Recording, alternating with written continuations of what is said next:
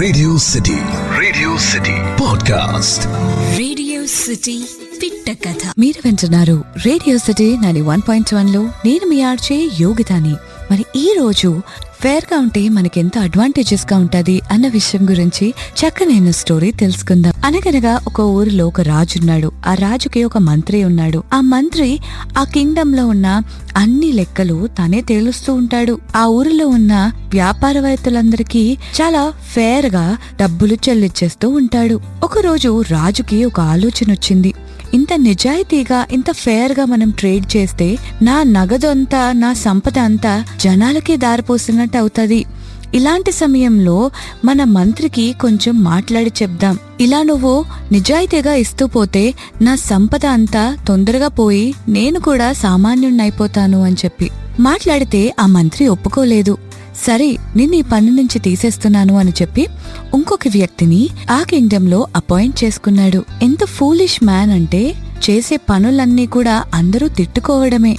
ఒక horse dealer 500 గుర్రాలని అమ్మాడు. ఆ ఒక్కొక్క గుర్రానికి ఒక్కొక్క గుప్పెడు రైస్ చెప్పున వాల్యూ కట్టాడు. అప్పుడు ఆ హార్సెస్ అమ్మే ఆయన అన్నాడు, ఏంటి నా గుర్రాలకి సరిసమానంగా బియ్యంతో వాల్యూ కట్టారా అని అన్నాడు.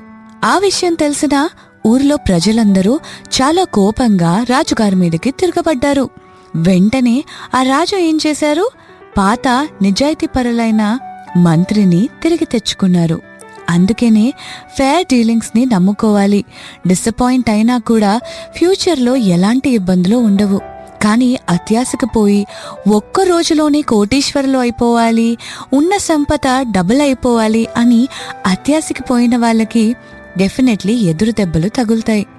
అందుకనే డిసప్పాయింట్మెంట్ ఉన్నా కూడా ఫేర్ గానే వెళ్ళాలి. కొన్నాళ్ళకి అది మనకి మంచి లాభాన్ని ఇస్తుంది. మానిటరీగా కాకపోయినా మనుషులు మనసు గెలుచుకునే అంత ఆస్తిని, సంపదని ఇస్తుంది నిజాయితీ. చక్కనైన స్టోరీ విన్నారు కదా. ఇలాంటి అమేజింగ్ స్టోరీస్ వినడానికి keep listening to me only on radio city 91.1. నేను మీ RJ Yogita. Radio city podcast.